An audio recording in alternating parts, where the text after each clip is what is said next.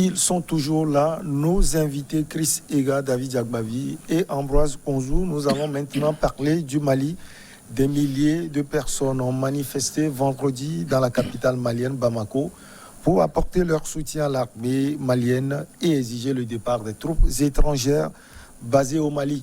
La manifestation a été initiée par les organisations de la société civile et des partis politiques. Chris Ega, ces manifestants en ont profité pour apporter leur soutien mordicus aux militaires qui sont au front. Oui, apporter leur soutien peut-être aux militaires qui sont au front. Je crois que ce soutien-là, le soutien-là n'a jamais fait défaut à ces militaires-là. Et ce n'est pas par manque de ce soutien-là que le fond n'est pas aussi rose pour l'armée nationale. Mais ce qui me paraît bizarre, c'est que l'armée qui est déjà une structure qui a toute son autorité, et surtout au Mali, où elle intervient à tout champ pour démettre tel ou tel président, qui aujourd'hui, je ne sais pas, qui est aujourd'hui soutenu dans la rue, je crois que c'est un paradoxe. L'armée en soi est déjà une structure forte. Si l'armée a un travail à faire sur le front, l'armée n'a qu'à faire son travail. Mais c'est déjà ce qui est en train de se passer là. Je crois que c'est Assimi Goïta qui est en train de préparer les esprits à ce qui peut se passer prochainement. Vous savez très bien qu'en principe, ceux qui ont participé au gouvernement de transition, en principe, ne devraient pas se présenter aux élections, mais depuis quelque temps, personne ne parle plus de cet aspect des choses. Assimi Goïta est en train de s'installer au cœur du pouvoir et qui sait ce qui peut se passer demain. Il peut tout simplement dire que il se présentait aux élections. Et lorsqu'il ne dit rien, c'est peut-être ces mêmes personnes qui sont sorties dans la rue la dernière fois, qui viendront encore une nouvelle fois dans la rue pour exiger que, non pas son départ, mais pour exiger qu'il se présente aux élections. Je crois que après la transition, je crois que ce qui se passe là, qui paraît anodin, parce qu'on a tellement parlé de en tout cas au Togo, on sait très bien ce que c'est que les matchs de soutien, etc. Mais lorsqu'on utilise ces matchs de soutien là au Mali, qui en principe a mieux à faire contre les djihadistes et contre les petits bandits aussi qui ont pris les armes ces derniers temps, mais au lieu d'aller sur les fronts et de constituer une structure qui fait face à l'avancée du djihadisme. Nous sommes à un moment donné où aujourd'hui, avec ce qui s'est passé en Afghanistan, l'inquiétude règne sur les différents fronts, autant au Burkina, au Niger, au Mali, et que les gens se livrent à des plaisanteries du genre. Moi, je trouve tout simplement que c'est un paradoxe, c'est inquiétant. On doit s'occuper de ce qui est l'essentiel aujourd'hui. L'essentiel, c'est de trouver les moyens de structurer l'armée malienne, c'est de trouver les moyens de former l'armée malienne, c'est surtout de faire revenir le moral pour ces militaires-là qui sont tués tous les jours par dizaines sur le front djihadiste. Mais maintenant, que ce soit les gens qui viennent dire à Assimi Goïta que nous te soutenons, à mon sens, c'est un peu trop juste. David, Chris a en partie raison, parce que ce sont les remontrances qui sont habituellement faites à l'armée malienne. Vous n'allez pas au front. On accuse même les militaires au pouvoir qui sont basés au Kankati de ne pas pouvoir réagir face aux djihadistes. Peut-être que c'est un truc qui est fomenté comme ça, ces marches. Non, moi je pense que ces soutiens viennent répondre aussi au besoin fondamental qui est celui de l'armée malienne aujourd'hui. De se sentir soutenu par la population qu'elle défend. Ouais. Parce que quoi qu'on dise, l'armée malienne fait de son mieux. Sinon, les djihadistes seraient déjà entrés à Bamako. Vous avez vu ce qui s'est passé en Afghanistan dernièrement avec les talibans qui sont arrivés dans la capitale. Quand ces manifestants demandent, par exemple, je voudrais lui poser cette question, quand ces manifestants demandent, par exemple, le retrait des forces étrangères, le départ de ces forces étrangères, est-ce qu'ils sont sûrs que l'armée nationale va pouvoir combler ce vide?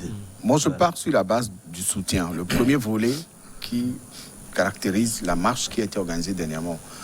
En toutes circonstances, je pense que c'est depuis même les années où il y avait les premières, deuxième guerres, la population française avait soutenu pendant très longtemps l'armée française contre les envahisseurs allemands. Et ça a apporté des résultats. C'est technique. stratégiquement, ça ne répond à pas beaucoup de choses. Mais psychologiquement, ça joue. Lorsque l'armée sait que sa population est derrière elle, elle fera ce qui est de son devoir. Et c'est ce que l'armée malienne a pu faire aujourd'hui pour ne serait-ce que bloquer l'entrée des djihadistes dans la capitale Bamako. Sinon, les djihadistes seraient déjà rentrés dans la capitale depuis très longtemps et prendre peut-être le pouvoir du côté du Mali. Et donc l'armée malienne fait de son mieux avec le peu de moyens dont elle dispose aujourd'hui, qui lui permet ne serait-ce que de sécuriser une grande partie du territoire malien. Et donc si la population sort dans la rue pour dire « nous sommes derrière vous », ça motive, ça encourage et ça donne une sorte d'espoir à continuer le combat. Maintenant, aller jusqu'à demander le retrait des forces étrangères, ce n'est pas seulement les Maliens qui demandaient le retrait des forces étrangères. Le président français a acté le départ des troupes françaises du territoire malien depuis très longtemps. Et aujourd'hui, tout le monde sait, quand on se réfère aux résultats qui sont là sur le terrain au Mali, tout le monde, tous les Africains en tout cas, s'accordent à dire qu'il est temps que l'armée française se retire du territoire malien. Quand on parle du retrait des forces étrangères, c'est beaucoup plus l'armée française. C'est à cette armée qu'on fait. Justement, est-ce que c'est réaliste selon vous, David? Alors, si l'armée malienne est sûre, parce que le premier devoir qui revient à l'armée malienne, c'est de défendre le territoire malien. Alors, si l'armée malienne est sûre qu'elle peut contrôler la défense et la protection du territoire malien, eh bien, si l'armée française n'a plus sa raison d'être sur le territoire français, cette armée peut partir. Mais les Centrafricains l'ont fait. D'autres pays l'ont fait. Le Tchad l'a fait aussi contre les envahisseurs. La Côte d'Ivoire l'a fait contre les envahisseurs. Alors, il est temps qu'après 60 ans aussi, il faut quand même être assez réaliste, qu'après 60 ans d'indépendance, et là, ça demande aussi une organisation. Il faut que les gouvernants maliens soient beaucoup plus sérieux. Il est temps, à 60 ans après, qu'on attende que la France envoie des drones pour sécuriser les frontières maliennes. C'est pas possible. Nous, je pense qu'en tant qu'Africains, il faut quand même encourager cela et que l'armée française s'occupe ailleurs. On a vu ce que cette armée a fait au Mali. Quels sont les acquis? On vous dit que le budget de l'armée française équivaut à 1 milliard de francs CFA par jour. Ça veut dire que le gouvernement malien sort 30 milliards par mois. Mais les 30 milliards pourront servir à doter l'armée malienne d'infrastructures, d'armes, de formation, etc.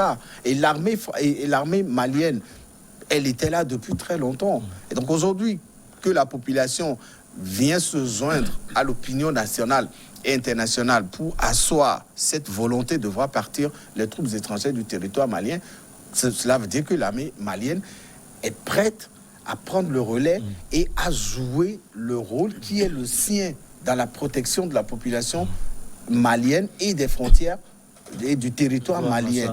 Maintenant, si elle a les capacités, si elle a les capacités, ou bien si elle a les capacités, ça veut dire qu'elle est sûre qu'elle dispose de ses capacités. Ambroise, et tout le monde le sait. Ambroise, ce soutien, c'est un aiguillon. Il faut le remarquer. Mon avis, la question est la plus géopolitique. Hein.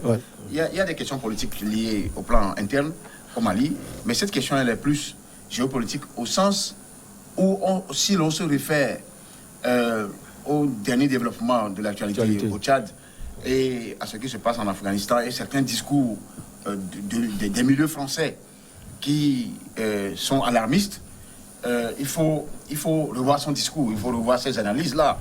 D'abord, la première chose, les sentiments anti-français, il est très vif actuellement, pas seulement au Mali, que ce soit au Niger, que ce soit au Burkina, et surtout partout en Afrique, surtout francophone. Ça, c'est un premier élément. Ce sentiment anti-français peut amener les gens à manifester pour soutenir une armée qui combatte le djihadisme, même si ce n'est pas forcément son terrain de prédilection.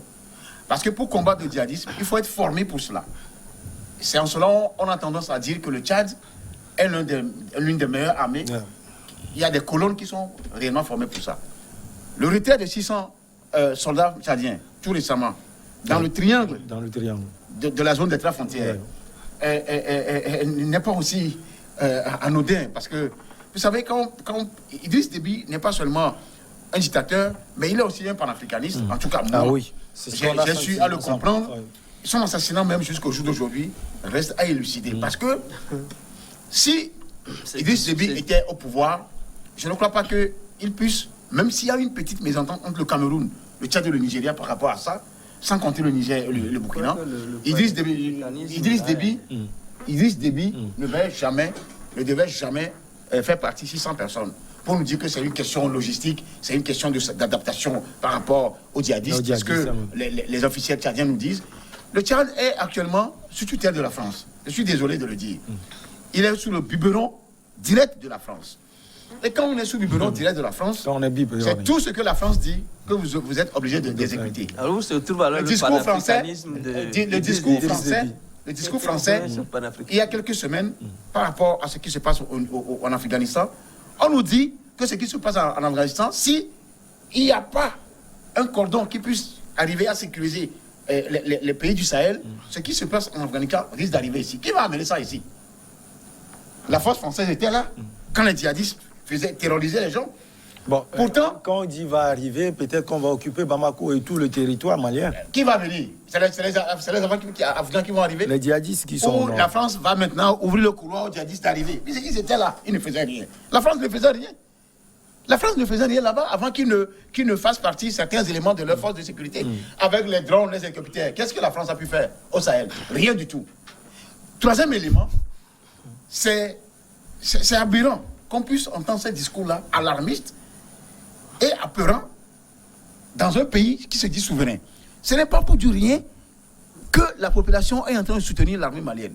David a soulevé, je ne sais pas si c'est Chris qui a soulevé une question d'ordre national liée à l'élection qui va arriver. Que les gens voulaient rester au pouvoir, ils sont en train de manipuler. Peut-être qu'on prépare l'esprit. On ne peut pas aussi... Parce qu'on a déjà vu un coup d'État manqué qui ressemble un peu à du ridicule entre griffes. Ça nous renvoie aussi à la Centrafrique. Le même problème qui se pose à la Centrafrique vis-à-vis de la France, c'est le même problème qui risque d'arriver avec la Russie, présent déjà au Mali. Donc, la menace n'est pas gratuite. Elle n'est pas fortuite non plus.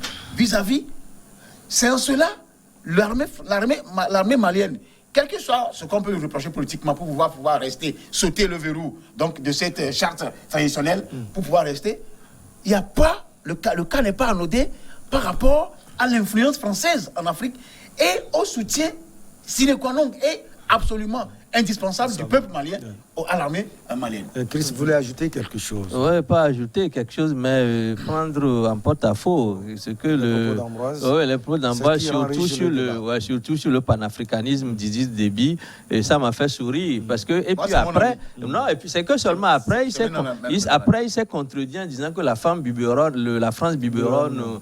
Je crois Idriss Déby, pardon, Idriss Déby, attention, non, moi j'ai parfaitement, non, je veux parler même de Déby. Je ne parle pas de l'enfant de Déby. Attention. Non. C'est-à-dire que c'est la continuité. Il n'y a rien à changer. Du point, rien n'a changé du tout. Il y a une différence. Écoutez, il y a une nuance. Le petit est sous biberon actuellement. Mais Idriss Déby était aussi sous biberon. Non, avec intelligence. Déby, lui, n'était pas. Déby était à un moment donné fatigué. Non, je vais te rafraîchir la mémoire. Là, on peut comprendre. C'est ce que je dis. Par ce discours, Déby était fatigué de cette pression française. On va le laisser en une minute. Oui, je vais lui rafraîchir la mémoire pour dire que Déby lui-même a déclaré, c'est-à-dire Déby père a déclaré lui-même, les vidéos sont là, que il n'a pas d'autorité en tant que tel en ce qui concerne la gestion, la gouvernance au Tchad. Et il a été sauvé in extremis par l'armée. Attention, et que c'est la France, et puis il est désolé que c'est la France qui tire, qui joue sur les manettes, qui joue sur les manettes. Mais ce que je voudrais ajouter,